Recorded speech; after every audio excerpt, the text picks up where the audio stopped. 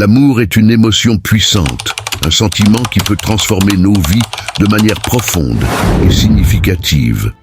Il nous pousse à nous dépasser, à chercher le bien-être de l'autre et à vouloir constamment améliorer la relation. Cependant, lorsque l'amour devient excessif, il peut nous aveugler, nous déstabiliser et même nous nuire. Aimer trop une femme, au point d'en perdre l'équilibre et le contrôle de sa vie, peut mener à des situations difficiles qui affectent non seulement la relation, mais aussi votre propre bien-être. Aujourd'hui, nous allons explorer un aspect souvent méconnu et sous-estimé des relations amoureuses, les défauts liés à l'amour excessif. Ce sujet est essentiel parce que, bien que l'amour soit une émotion positive, il peut, lorsqu'il est mal compris ou mal géré, devenir source de déséquilibre. Trop aimer, c'est parfois oublier qui l'on est, se perdre dans la relation et finalement compromettre son propre bonheur. La sagesse stoïcienne, en particulier, nous rappelle l'importance de maintenir un équilibre émotionnel, même dans les moments d'intense passion. Les stoïciens, tels que Sénèque et Marc Aurèle, nous enseignent que les émotions ne doivent jamais dominer notre raison. Aimer ne signifie pas s'oublier, mais au contraire, aimer avec discernement et modération. Épictète, par exemple, disait « Ce qui trouble les hommes, ce ne sont pas les choses, mais les jugements qu'ils portent sur ces choses. » Appliqué à l'amour, cela signifie que ce n'est pas l'amour en lui-même qui nous pose problème, mais notre manière de le gérer, notre tendance à nous attacher de manière excessive ou à mettre l'autre sur un piédestal. Nous allons donc plonger dans les 5 défauts de trop aimer une femme. Vous découvrirez comment cet excès peut affecter votre mentalité, vos actions et même vos décisions les plus importantes. Chaque point que nous allons aborder sera accompagné de réflexions stoïciennes pour vous permettre de mieux comprendre comment vous pouvez transformer cet amour excessif en un amour plus équilibré, plus sain et surtout plus durable. L'idée n'est pas de vous décourager d'aimer, mais plutôt de vous faire prendre conscience des limites qu'il est important de poser pour ne pas tomber dans les pièges de l'amour démesuré. Comme le dit Marc Aurèle, « Celui qui vit en harmonie avec lui-même vit en harmonie avec l'univers. » C'est en vivant en harmonie avec vous-même, en restant fidèle à vos propres valeurs et en maintenant votre indépendance émotionnelle, que vous pourrez construire des relations amoureuses épanouissantes. Commençons donc ce voyage à travers les défauts de l'amour excessif et voyons comment vous pouvez éviter ces pièges pour cultiver des relations basées sur le respect, l'équilibre et la réciprocité. 1. La perte de soi. Quand on aime une femme de façon excessive, il est très facile de perdre le sens de soi-même. Ce phénomène survient lorsque vous commencez à centrer votre vie autour de cette personne, au point où vous oubliez vos propres besoins, aspirations et valeurs. Dans une relation saine, il est naturel de vouloir faire plaisir à l'autre, de vouloir être à ses côtés et de la soutenir. Cependant, lorsque cet amour devient trop intense, il peut devenir déséquilibré et vous pousser à négliger votre propre individualité. Ce danger se manifeste de différentes manières. Vous commencez à adapter vos décisions en fonction de ce que l'autre désire plutôt que de ce qui est bon pour vous. Par exemple, vous pourriez renoncer à certaines passions ou activités que vous aimiez auparavant simplement parce qu'elles ne correspondent pas à ce que l'autre attend de vous. Peu à peu, vous vous retirez de votre propre existence, devenant un reflet des attentes de l'autre et non de vos propres désirs. L'un des aspects les plus dangereux de cette perte de soi est que vous ne vous en rendez souvent pas compte jusqu'à ce qu'il soit trop tard. Au début, vous pensez que vous faites des compromis pour le bien de la relation, mais à long terme, vous sacrifiez des parties essentielles de votre être. Ce processus vous éloigne de la personne que vous étiez avant la relation et vous conduit à une situation où votre bien-être émotionnel et psychologique dépend entièrement de cette autre personne. Ce phénomène n'est pas seulement néfaste pour vous, mais également pour la relation elle-même. En perdant votre identité, vous créez un déséquilibre. L'autre personne pourrait finir par vous considérer comme acquis, voire perdre de l'intérêt en voyant que vous n'êtes plus la personne forte et indépendante qu'elle avait rencontrée au départ. Cela peut aussi entraîner des attentes irréalistes de votre part, car vous attendez inconsciemment que l'autre remplisse tous les vides que vous avez créés en vous sacrifiant. Pour illustrer cette idée, on peut s'inspirer de la sagesse d'Épictète qui disait « La première étape pour être invincible est de ne pas se soumettre aux désirs qui ne dépendent pas de nous. » Dans le contexte de l'amour, cela signifie que vous ne devez pas vous soumettre à des désirs ou à des attentes qui ne relèvent pas de votre propre contrôle.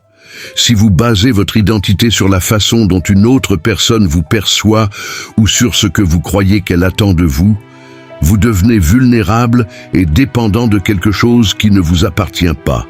Vous ne contrôlez pas les sentiments, les actions ou les pensées de l'autre, et en faisant de ces éléments le centre de votre vie, vous abandonnez votre propre pouvoir personnel.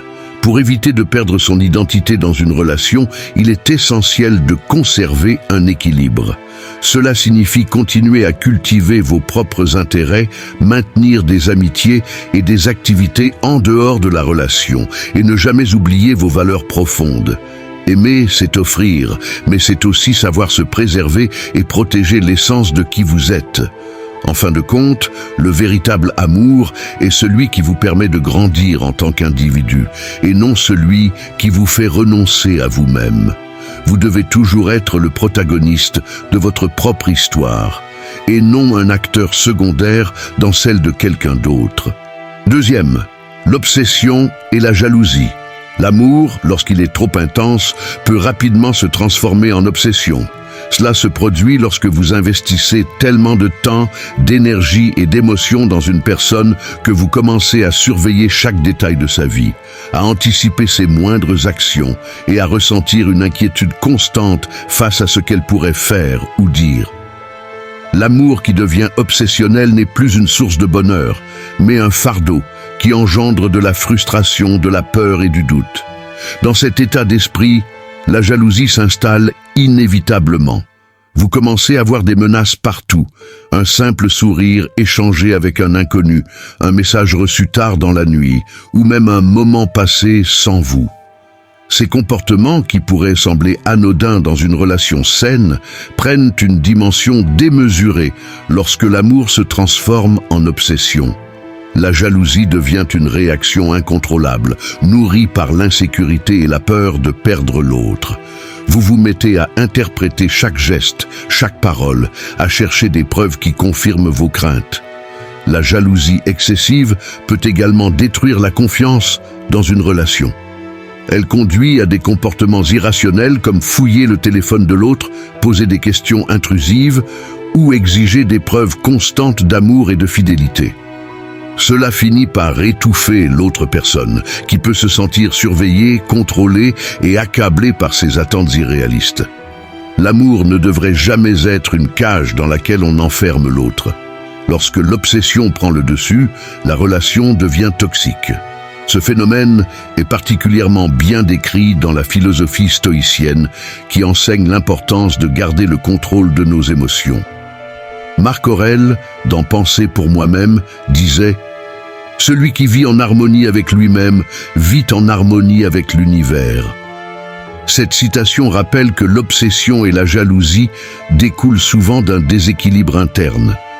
Si vous n'êtes pas en paix avec vous-même, si vous ne trouvez pas votre propre source de bonheur en vous, vous cherchez cette paix à l'extérieur, chez l'autre. Vous exigez inconsciemment que cette personne comble vos insécurités, vos doutes, vos peurs. Mais en réalité, aucune relation ne peut guérir des blessures personnelles profondément enracinées. Vous devez d'abord atteindre cette harmonie intérieure, cette paix stoïcienne, pour aimer de manière saine et équilibrée.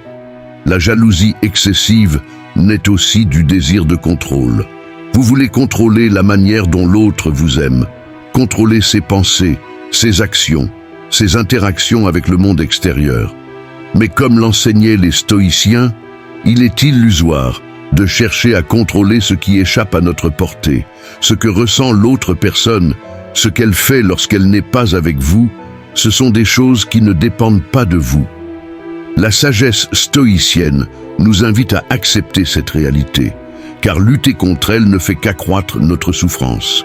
La solution pour surmonter l'obsession et la jalousie réside donc dans un travail sur soi-même. Cela implique de reconnaître que votre bonheur et votre bien-être ne doivent pas être entièrement dépendants d'une autre personne. Il faut apprendre à être bien avec soi-même, à se contenter de ce qui est sous votre contrôle et à accepter l'incertitude qui fait partie intégrante des relations humaines. Marc Aurèle nous rappelle également que tu as pouvoir sur ton esprit, pas sur les événements extérieurs. Prends conscience de cela et tu trouveras la force. Cela signifie que vous devez concentrer vos efforts sur votre propre mentalité, sur la manière dont vous percevez la relation, plutôt que de chercher à contrôler l'autre ou à succomber à vos craintes. La véritable force réside dans l'acceptation de ce que vous ne pouvez pas changer et dans la gestion des émotions qui découlent de cette acceptation. Pour éviter que l'amour ne devienne obsession et jalousie, il est crucial de cultiver une relation de confiance mutuelle, où chacun respecte l'espace et l'indépendance de l'autre. Vous devez aussi travailler sur votre propre développement personnel, de sorte que vous ne cherchiez pas constamment une validation externe pour vous sentir en sécurité dans la relation. Troisième, le manque de discernement. Lorsque vous aimez une femme de manière excessive, vous pouvez rapidement perdre la capacité de discernement. Ce phénomène se produit lorsque l'amour prend le pas sur la logique et la raison, vous poussant à ignorer des comportements ou des signaux qui, dans d'autres circonstances, auraient déclenché chez vous des réflexes d'alerte. Trop aimer vous conduit à mettre de côté votre jugement au point de ne plus être capable de voir les choses telles qu'elles sont réellement. Dans une relation équilibrée, il est naturel de vouloir voir le meilleur chez l'autre. Cependant, lorsque cet amour devient déséquilibré, vous risquez de tomber dans l'idéalisation excessive de la personne aimée. Vous vous persuadez qu'elle ne peut pas avoir de défauts ou de failles significatives, ce qui vous rend plus vulnérable aux déceptions. Vous tolérez des comportements que vous n'accepteriez jamais dans d'autres relations parce que vous êtes aveuglé par votre sentiment profond. Cela peut se manifester de plusieurs façons. Vous pourriez excuser des actions blessantes ou toxiques en les justifiant par l'amour que vous ressentez. Vous acceptez des manquements à vos propres valeurs, des comportements irrespectueux, voire des mensonges, tout en cherchant constamment à minimiser leur impact ou à trouver des explications pour les excuser. Cette perte de discernement peut également vous conduire à tolérer des situations qui, à long terme, éroderont votre bien-être émotionnel et psychologique. La philosophie stoïcienne, axée sur l'idée de lucidité et de maîtrise de soi, nous offre une précieuse leçon sur ce point.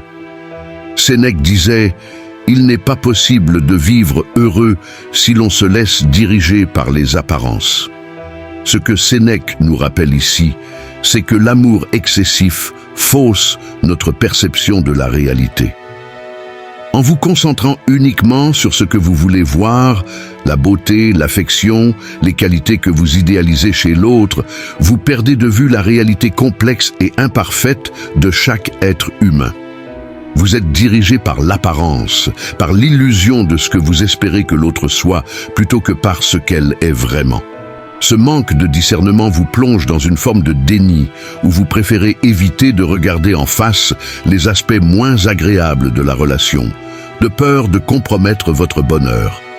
Les stoïciens nous encouragent à affronter la réalité avec courage et sans illusion.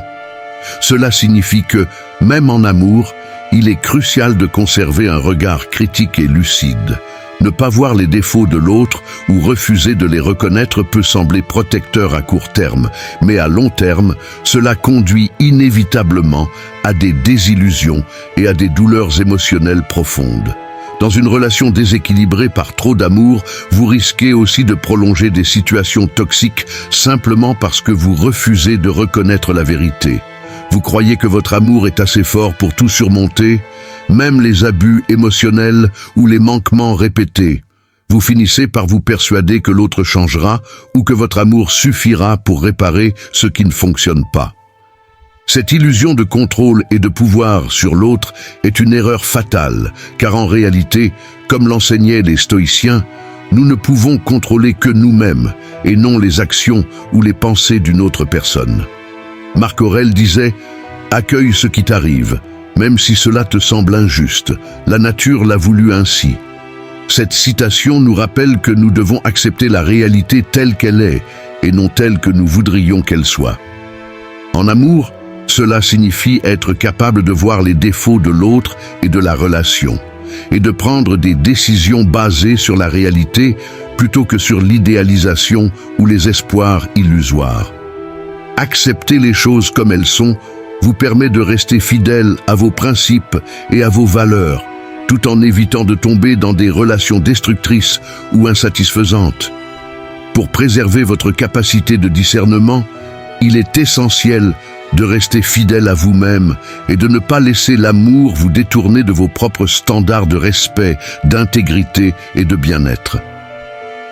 Aimer quelqu'un ne signifie pas accepter l'inacceptable ou fermer les yeux sur des comportements nocifs. Au contraire, un amour véritable s'épanouit dans la clarté, la vérité et la reconnaissance mutuelle des failles et des imperfections. Quatrième, la dépendance émotionnelle. Quand l'amour pour une femme devient excessif, il est facile de tomber dans le piège de la dépendance émotionnelle. Cette forme de dépendance se manifeste lorsque vous commencez à dépendre de cette personne pour votre bonheur, votre estime de soi et même votre sentiment de sécurité. L'amour, qui devrait être une source de réciprocité et d'épanouissement mutuel, devient alors un lien de subordination, où vous cherchez constamment à combler vos besoins émotionnels à travers l'autre. La dépendance émotionnelle naît souvent d'un déséquilibre intérieur. Vous vous retrouvez à croire que votre bien-être, votre satisfaction ou même votre raison de vivre repose uniquement sur la présence et l'attention de l'autre. Cette situation devient problématique car, dans ce cas, vous perdez votre autonomie émotionnelle et votre indépendance. Vous ne vous sentez bien que lorsque l'autre vous donne de l'affection, de l'amour ou de la reconnaissance, et chaque absence, chaque désaccord ou chaque distance devient une source d'anxiété, de tristesse et d'insécurité. La philosophie stoïcienne nous enseigne que la véritable force et le véritable bonheur viennent de l'intérieur et non des circonstances extérieures. Comme l'explique Épictète, il n'y a qu'une seule voie vers le bonheur. Cessez de s'inquiéter de ce qui est hors de notre contrôle. Dans ce contexte, cela signifie que vous ne devez pas lier votre bonheur à une autre personne. Lorsque vous basez vos émotions sur ce que fait ou ressent l'autre, vous donnez à cette personne un pouvoir immense sur votre vie intérieure. Or, comme l'enseigne la philosophie stoïcienne, il est impossible de contrôler les sentiments, les actions ou les pensées de l'autre. Vous ne pouvez donc jamais être sûr que cette personne comblera toujours vos attentes ou sera toujours présente pour répondre à vos besoins émotionnels. Cela crée un terrain fertile pour la souffrance, l'anxiété et la frustration. La dépendance émotionnelle vous met également dans une position de faiblesse. Vous devenez vulnérable aux fluctuations de la relation, aux humeurs de l'autre et à ses comportements. Chaque désaccord, chaque absence d'attention ou même chaque changement de comportement de l'autre peut vous plonger dans une spirale émotionnelle incontrôlable. Vous perdez la capacité de vous stabiliser seul car vous avez transféré tout votre équilibre émotionnel sur une autre personne. Cela peut même vous conduire à tolérer des situations toxiques ou malsaines, par peur de perdre la source de votre sécurité émotionnelle. La dépendance émotionnelle est souvent le résultat d'une peur profonde de l'abandon ou de la solitude. Vous avez peur de ne pas être aimé, de ne pas être assez ou de perdre l'autre, ce qui vous pousse à vous accrocher excessivement. Mais comme le disait Sénèque, il faut apprendre à être seul, car l'âme a besoin de se trouver elle-même. Ce qu'il nous enseigne ici, c'est que l'autonomie émotionnelle est une clé pour un amour sain et équilibré. Vous devez être capable de trouver votre propre source de bonheur, de vous sentir complet en vous-même, avant de pouvoir aimer une autre personne de manière saine. L'amour ne doit pas être une quête pour combler des vides en vous, mais une célébration de deux individus entiers qui se soutiennent mutuellement sans dépendre l'un de l'autre. L'amour excessif, s'il mène à la dépendance émotionnelle, transforme également la relation en une sorte de prison psychologique. Vous vous retrouvez à craindre la moindre perturbation dans la relation, car vous avez l'impression que sans cette personne, vous n'êtes rien. Cette peur vous pousse à faire des compromis excessifs, à négliger vos propres besoins et désirs, et parfois même à accepter l'inacceptable, tout cela dans l'espoir de ne pas perdre l'autre. Pour sortir de cette dépendance émotionnelle, il est essentiel de travailler sur soi-même. Cela implique de développer une estime de soi forte, indépendante des opinions ou des comportements des autres. Il est également important de cultiver une vie personnelle riche et épanouissante, en dehors de la relation amoureuse. Vous devez vous rappeler que vous êtes responsable de votre propre bonheur et que personne d'autre ne peut le créer ou le maintenir pour vous. Le stoïcisme nous encourage à chercher l'équilibre intérieur, et cela commence par la compréhension que vous êtes suffisant en vous-même. En aimant de manière équilibrée, vous pouvez savourer l'amour que l'autre vous donne, mais sans devenir dépendant. Vous pouvez apprécier la présence de l'autre, sans craindre la perte de votre propre stabilité émotionnelle en cas de séparation ou de conflit. Cinquième, la perte de soi. Lorsque l'amour pour une femme devient excessif, il y a un risque réel de perdre de vue qui vous êtes. Cette perte de soi est subtile mais destructrice.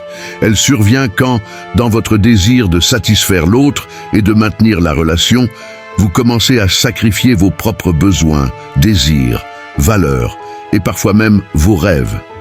L'amour devrait être une source d'épanouissement mutuel, mais quand il devient démesuré, il peut vous pousser à vous oublier en vous effaçant progressivement derrière les attentes et les désirs de l'autre. Au début, cette tendance à se sacrifier peut sembler innocente. Vous voulez simplement rendre l'autre heureux, éviter les conflits ou être perçu comme un partenaire parfait. Vous commencez à faire des compromis sur des aspects essentiels de votre personnalité, vos passions, vos amitiés, vos objectifs. Vous pouvez renoncer à certaines de vos activités favorites ou délaisser des personnes importantes dans votre vie parce que vous vous êtes laissé absorber par la relation. Mais avec le temps, ces concessions s'accumulent et vous finissez par perdre contact avec votre véritable identité. La philosophie stoïcienne nous rappelle l'importance de rester fidèle à soi-même, même dans les relations les plus intimes.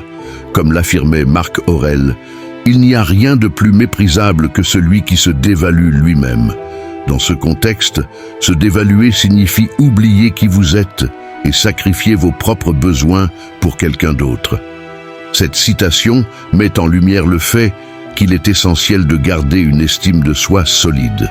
L'amour ne devrait jamais vous amener à vous négliger ou à mettre de côté vos principes.